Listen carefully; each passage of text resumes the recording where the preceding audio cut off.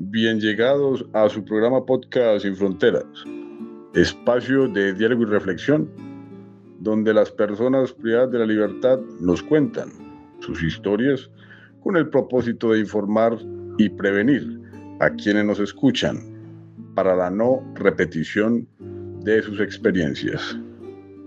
Quien les habla, Fermín Antonio Londoño Montaño, comunicador social. En el episodio de hoy nos acompaña la psicóloga Juliana Lombana, la cual tiene experiencia en el estudio del comportamiento humano. Ella nos orientará un poco en relación al tema que nos ocupa. Doctora Juliana Lombana, bienvenida. Gracias por acompañarnos. Doctora Juliana, ¿nos puede contar brevemente cuál ha sido su experiencia profesional y estudios realizados? Cordial saludo, Fermín, para ti y para todas las personas que nos acompañan el día de hoy en este espacio. Es un gusto. Soy Juliana Lombana, soy psicóloga, tengo una maestría en cooperación al desarrollo. Ya con 17 años de experiencia en este campo de la salud mental, y durante este tiempo he tenido la posibilidad de trabajar con personas en condición de vulnerabilidad, y esto quiere decir que he podido trabajar con personas víctimas de conflicto, con reincorporados, con población privada de la libertad, con población con condición socioeconómica de pobreza, población indígena, víctimas de emergencias, pues en temas de desastres naturales y de conflicto armado. Y pues esto me ha permitido desempeñar la psicología desde el campo social comunitario, y dentro de este campo poder hacer también psicología clínica. Desde su formación, ¿cómo se entiende el comportamiento humano en relación con la transgresión de normas sociales o la comisión de delitos graves? Bueno, Fermín, desde la psicología, hablar de la transgresión de normas sociales o delitos graves se puede explicar a través de la interacción de distintos factores. Uno de ellos tiene que ver con la parte social, otro tiene que ver con la parte cognitiva, es decir, la capacidad de cada uno de los individuos de manera individual, desde su parte racional, desde su toma de decisiones, desde su procesamiento de información. Otro de los factores tiene que ver con sus rasgos individuales, y esto va siendo como una suma de situaciones, ¿sí? Bueno, empecemos a desglosar un poquito esto, ¿cierto? Entonces, entendiendo los rasgos individuales, podemos encontrar personas que tienen baja tolerancia a la frustración, que son un poco más egocéntricas, donde el control de impulsividad es un poco más compleja, entonces pueden reaccionar un poco más desde el enojo, la rabia, donde el tema de la empatía y la culpa se anula o baja, ¿sí? Su capacidad, por ejemplo, de empatía, de sentir culpa, pues no es al mismo nivel. Entonces hay ausencia de esos sentimientos de vergüenza o de culpa en cuanto al tema de realizar daños o de cometer actos dañinos. Con el asunto, por ejemplo, cognitivo, a nivel de procesamiento de información, hay personas que tienen una forma distorsionada o irracional de pensar sobre su comportamiento. Por ejemplo, son personas que dicen como, no, es que él se lo merecía, o otras personas lo hacen.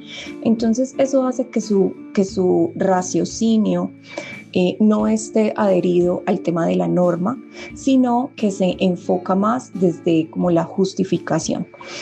Otra de las cosas que podemos encontrar es como la poca moralidad o el racionamiento moral que se ve más distorsionado.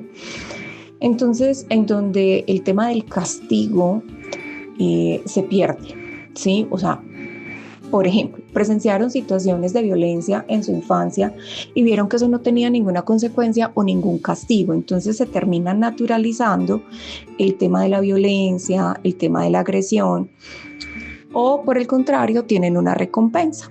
¿sí? Por ejemplo, la teoría del desarrollo moral de Holbert habla de esto, donde si yo cometo una acción y esto tiene una recompensa favorable para mí o no tiene un castigo, pues me va a impulsar más a tener este tipo de comportamiento. Tenemos algunas personas que les cuesta, por ejemplo, regular las respuestas emocionales. Entonces, su capacidad de controlar o de regular los impulsos de respuestas, por ejemplo, de enojo, de ira, de agresión, son inapropiados, pero es porque también hay una función del lóbulo frontal que se ve afectada en cuanto a este tipo de dinámicas.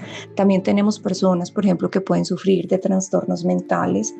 Por ejemplo, podemos tener personas con personalidad antisocial o trastorno disocial también, donde la agresión no son tanto violentos como tal, pero donde no percibe al otro de la misma manera, ¿sí? Entonces pueden afectar al otro, agredirlo verbal, emocional, psicológicamente, y para ellos es completamente indiferente.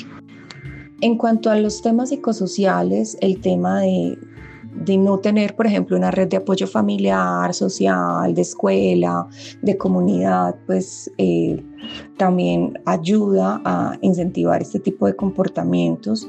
Otra de las cosas es, por ejemplo, el tema de la imitación, o sea, ver que mis pares, ver que otros que están a mi alrededor también tienen este tipo de comportamientos y que se naturaliza, ¿cierto? Se vuelve un ejemplo, se vuelve normal, se vuelve natural, se percibe como algo aceptado, entonces también incrementa como este riesgo, que es una de las cosas que percibimos o que vemos en los temas, por ejemplo, de las comunas, en las distintas ciudades, ¿cierto? Son chicos que se crían en estos contextos y que se vuelve normal y natural y que termina siendo para ellos un ejemplo con el tema de la ideación o deseo de pertenecer a algo, de quiero hacer parte de, y pues ese se vuelve el ejemplo o el referente.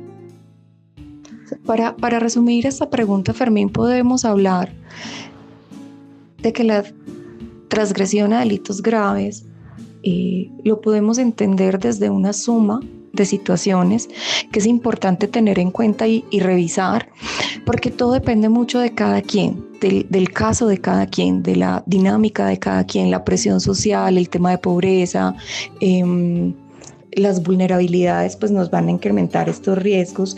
Entonces es muy importante entender que son sumas de factores y que depende mucho de cada caso y de cada persona.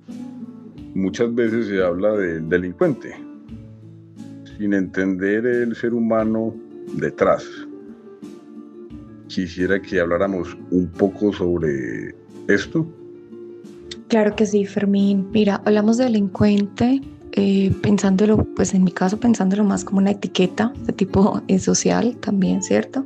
Pero es importante entender que hay toda una historia de vida, que hay un individuo con toda una serie de situaciones, o sea, hay una familia, hay una historia, hay una dinámica social, hay una realidad individual donde podemos encontrar una serie de vulnerabilidades sociales y de contextos de exclusión, de pobreza, de falta de oportunidades educativas, de falta de oportunidades laborales, de la necesidad de pertenecer a una cultura o a una subcultura en donde muchas veces la agresión no se ve como un tema de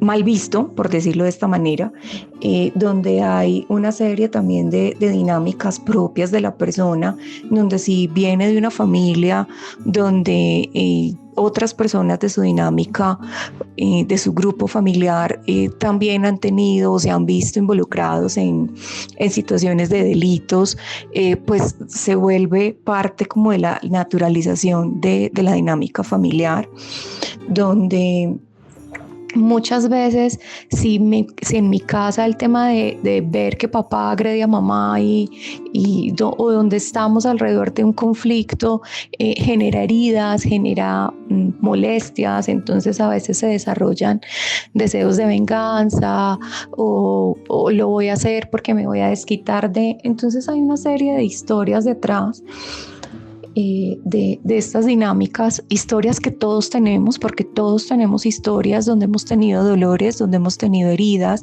donde todo esto genera un impacto fuerte en el desarrollo de las personas. Pero también es muy importante entender que este acto de delincuencia o este acto que se presenta tiene un ser humano detrás con toda una historia, con todos unos dolores y con toda una serie de situaciones que a veces ni siquiera son conscientes de lo que vivieron y de la historia, ¿sí? Se me viene a la memoria una de las entrevistas que hiciste donde el chico habla de que desde temprana edad empieza a trabajar para ayudar económicamente en su casa porque era una familia humilde. Entonces es evidente que el tema de las necesidades sociales tiene mucho peso en las realidades de todas estas personas privadas de la libertad. Juliana, a partir de los relatos de los entrevistados, ¿qué patrones conductuales o emocionales suelen repetirse en quienes han cometido delitos de alto impacto? Mira, Fermín, hablando como de todo este tema de patrones de comportamiento en cuanto al tema de la delincuencia o en temas pues como de estas agresiones como tal, podemos encontrar varias cosas que creo que son repetitivas y no solo en el tema de las entrevistas, sino pues como desde la experiencia también con el trabajo con personas privadas de la libertad. Y es que podemos encontrar, por un lado está el tema de la agresión o la violencia como un comportamiento que se vuelve de alguna manera como o que se vuelve característico, ¿sí? En donde incluso desde temprana edad empezamos a ver que niños o jóvenes agreden animales o a personas. Aquí también es importante tener en cuenta que hay personas con trastornos mentales donde, por ejemplo, no sé, una esquizofrenia, donde pueden agredir a animales, donde pueden agredir personas y no hay ninguna sensación de culpa. Encontramos un tema también común y tiene que ver con el cumplimiento de la norma, donde a mí me cuesta adherirme, donde a mí me cuesta cumplir la norma, porque para mí está el tema de la rebeldía, por decirlo así, que es muy característico en el tema de la adolescencia. Y si vemos algunas de las entrevistas que tú traes a colación, algunas personas en la adolescencia empezaron a delinquir. Y aquí tiene mucho que ver el tema también de la norma, la pelea con la norma que se da en este momento de la vida, que para muchos padres pues es un momento complejo y es el susto de que el hijo se salga de las manos, como lo dicen muchas veces. Otra de las cosas que empieza a tener un papel importante acá es la regulación emocional, y es que a veces se actúa de manera impulsiva, donde no se planifica. Algunas cosas, situaciones son planificadas, otras no, otras simplemente se dan. Y tenemos muchas personas privadas de la libertad porque actuaron de una manera impulsiva, ¿sí? Simplemente no pensaron con claridad, no regularon su emoción, actuaron y eso tuvo consecuencias. Recuerdo mucho el caso de, el consumo de sustancias psicoactivas también, que también hace que la capacidad, el consumo de licor como una sustancia legal, el consumo de sustancias psicoactivas no legales, como las drogas también, inhibe tu claridad mental y tu capacidad de racionalizar. Y pues eso hace que afloren muchas veces conductas violentas en las personas. Recuerdo mucho el caso de una mamá en Manizales, cuando su hijo de 18 años, el día que su hijo cumplió 18 años, fue invitado por los chicos del barrio a consumir una sustancia. Y parte de su reacción fue violenta, y en medio del calor de la situación, los otros le decían que robara el carro de una entidad de gaseosas. Y el chico, en medio del forcejeo y demás, termina asesinando al conductor del vehículo. Entonces sus 18 años fueron iniciando en un centro de reclusión. ¿sí? Desde el consumo de sustancias psicoactivas, donde no hay una claridad para racionalizar. Otras de las cosas tiene que ver con el tema social, ¿cierto? La imitación social o lo que mencionábamos ahorita, donde el otro lo hace y no hay ninguna consecuencia, entonces se vuelve una conducta normal, natural y para algunas personas se vuelve un ejemplo, ¿sí? Donde yo quiero hacer esto, donde yo quiero verme como él, vestirme como él, ser el fuerte, ser el muchacho del barrio, ¿cierto? También como un referente de comportamiento. Hay algunas personas que definitivamente desde la parte emocional tienen menos capacidad de empatía, tienen menos inteligencia emocional, donde son más impulsivos, donde hay un deseo más de...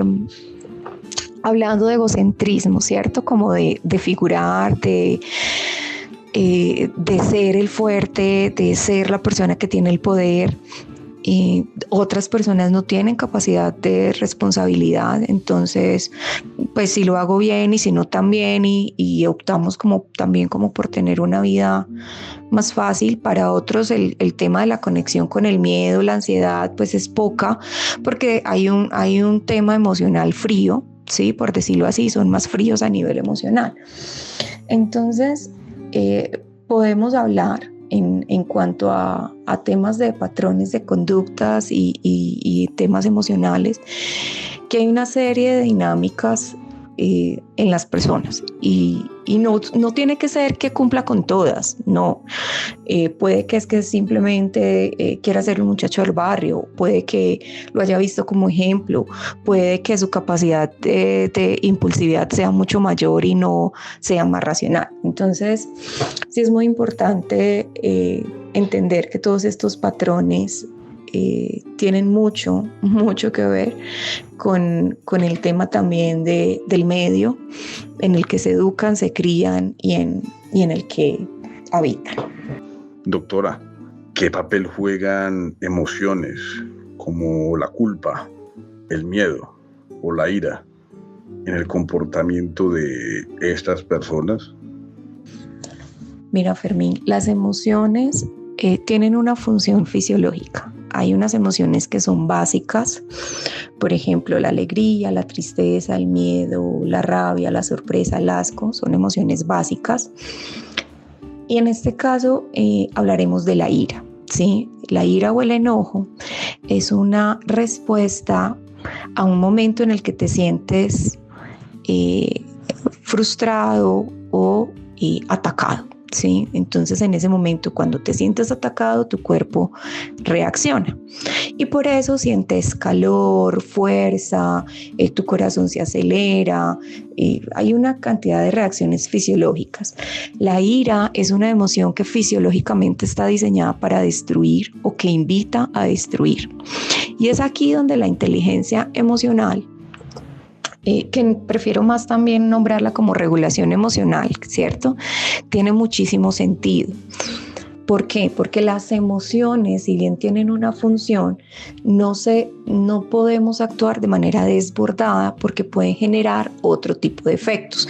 Entonces allí es donde la regulación emocional tiene sentido, porque todos sentimos rabia, todos sentimos enojo, pero si dejamos que este enojo sea desbordado, pues ahí es donde cometemos acciones con daño y lastimamos otras personas físicas o emocionalmente. En el tema de las acciones de delincuencia, ¿sí? La rabia es una de las emociones que más marcadas se pueden ver, porque te hace luchar, te hace atacar. Es una acción adaptativa como tal, y aquí es donde se ve marcado el enojo como una reacción o una acción que invita a reaccionar, ¿sí? Más desde la impulsividad como tal. Entonces ahí es donde hablábamos de la importancia de regular la emoción para que este enojo no sea un enojo desbordado, que es lo que muchas veces vemos en las situaciones criminales, donde tenía mucha rabia y actué, ¿sí?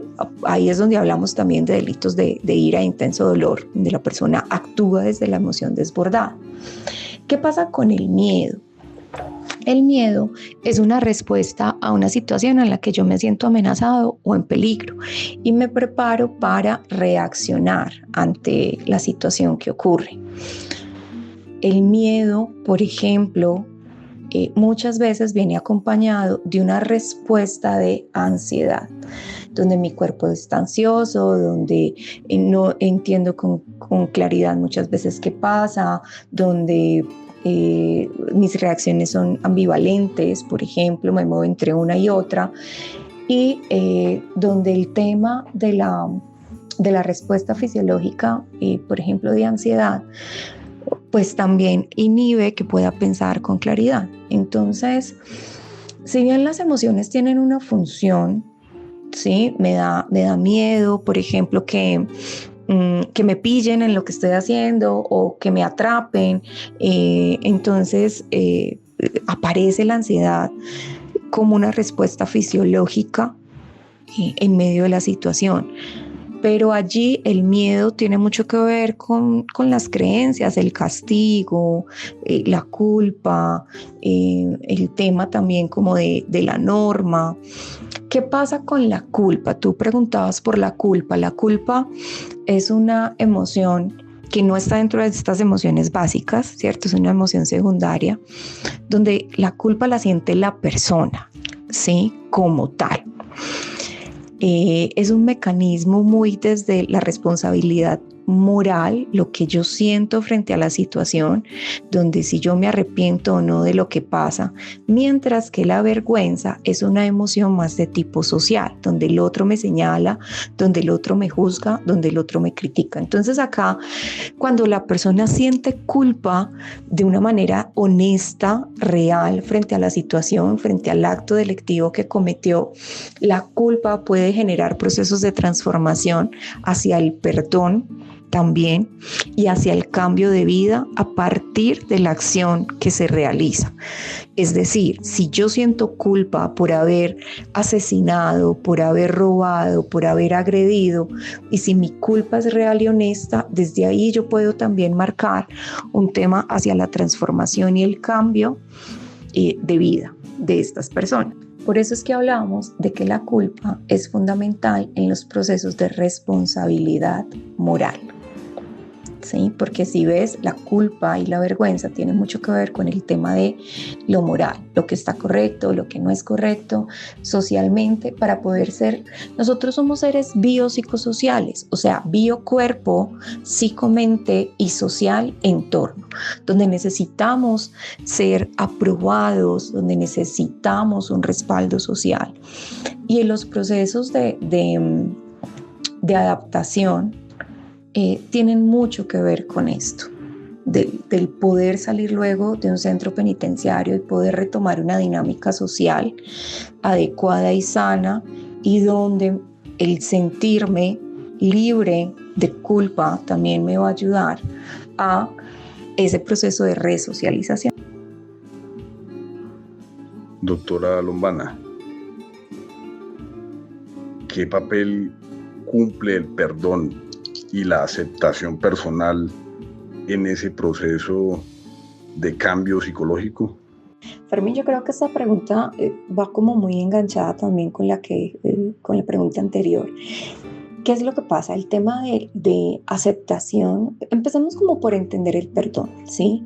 Cuando hablamos de perdonar, hablamos de sanar, de resignificar también, ¿sí? Entonces ahí es donde la culpa, lo que te mencionaba ahorita, donde la culpa se resignifica y donde también es importante tener autocompasión, autoperdón, ¿sí? O sea, perdonarme a sí mismo, tener compasión por sí mismo.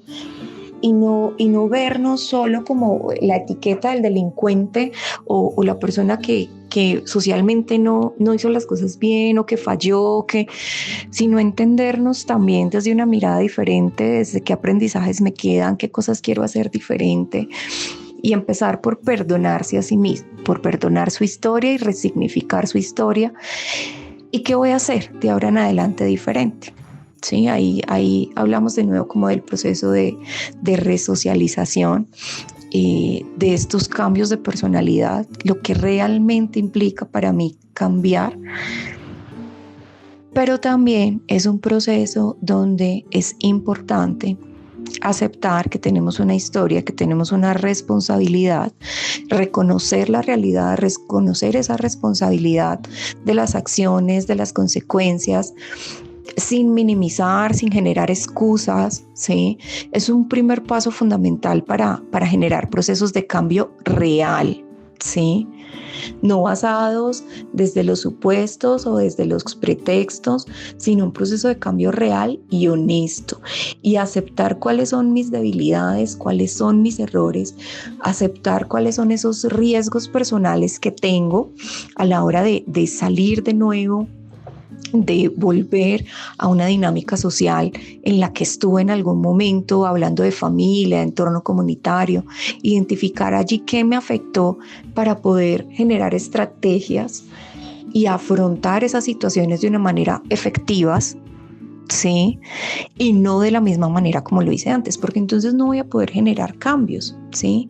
Voy a volver al mismo círculo vicioso, y ahí es donde aparece el tema de la reincidencia. Entonces, aceptar que tengo una historia, que tengo un proceso, que tengo una vida, que cometí acciones sin minimizar, sin quitarles sin generar juicios de valor, sin minimizar, pues también me va a permitir a mí perdonarme en primera persona, ¿sí? Arrancar por perdonarme, porque ahí muchas veces pensamos en el perdón del otro, pero no hablamos del perdón a sí mismo. Entonces, una de las entrevistas hablaban de que las familias de las personas a quien él había asesinado le decían que lo perdone Dios porque yo nunca lo voy a perdonar.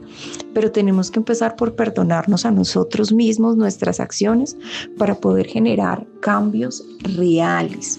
Y desde ahí es donde vas a poder ver un papel distinto en tu vida a futuro. Hablar de perdonar es hablar de resignificar. Ya como desde dándole un poco más de margen en el tema psicológico, mira, cuando tú quieres hacer procesos reales de cambio, de transformación, hay que partir del deseo de la persona, ¿sí? Entonces, si realmente la persona logra aceptar su realidad, si realmente la persona quiere perdonar, si realmente la persona quiere cambiar, esto se va a poder lograr porque está partiendo del deseo y la voluntad real de la persona, ¿sí? Si no, si es un tema obligado, no se genera un impacto real en la persona y no se generan cambios ni transformaciones en su personalidad, en su dinámica social, en su capacidad de racionalizar frente a las dinámicas a partir de la experiencia vivida, en cuanto a su regulación emocional, porque no quiere repetir lo mismo. La persona, cuando realmente el cambio parte de su deseo, no quiere repetir lo mismo, y ahí es donde se transforman las vidas, hablando de acciones desde la resignificación. Cómo eso que viví me ayuda a ser una mejor persona porque parte de mi deseo y de mi voluntad. Doctora Juliana, ya hablando un poco sobre la realización de este proyecto, ¿qué cree que puede aportar el formato podcast o el periodismo narrativo para generar empatía hacia esas realidades orientadas a la prevención de los delitos? Fermín, para mí estos formatos son maravillosos, ¿sí? Hablar de un podcast es hablar de acceso a información para las personas, y la información es una herramienta valiosa.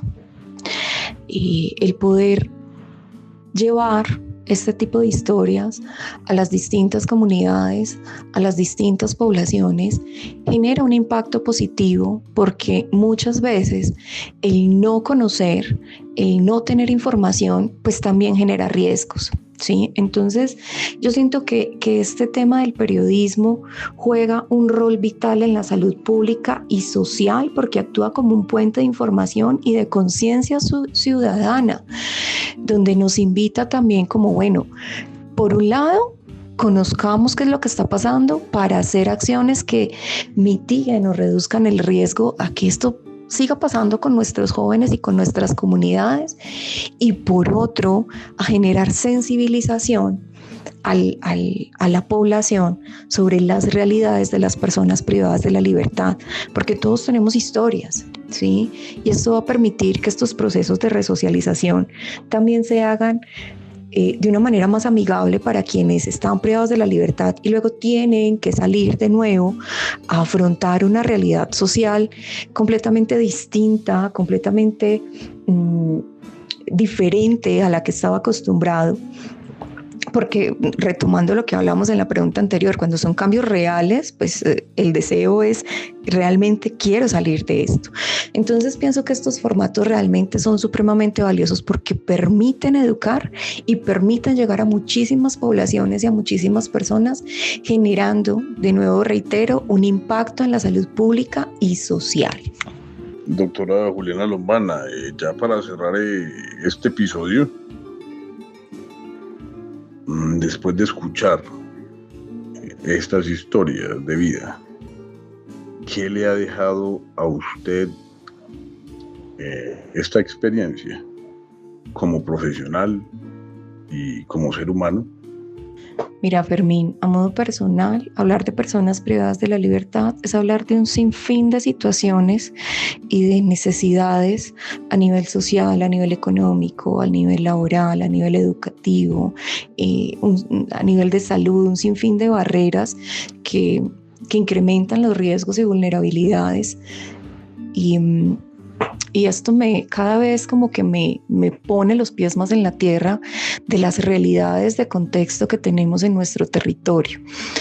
A nivel profesional, siempre es supremamente valioso y enriquecedor, porque es que son historias, ¿sí?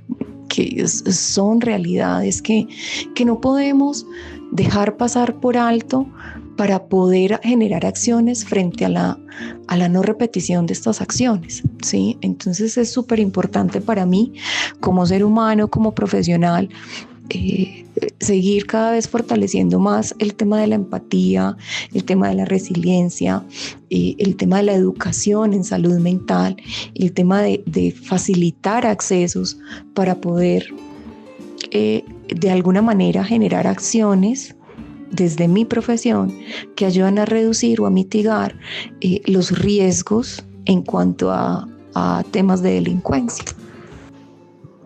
A veces detrás de los muros y de las sentencias hay historias que siguen buscando una forma de sanar.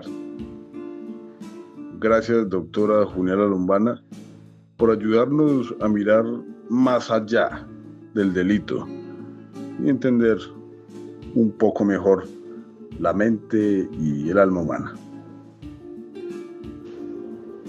Esto fue Sin Fronteras, una producción periodística que busca escuchar donde otros prefieren callar. Sin Fronteras, por la libertad.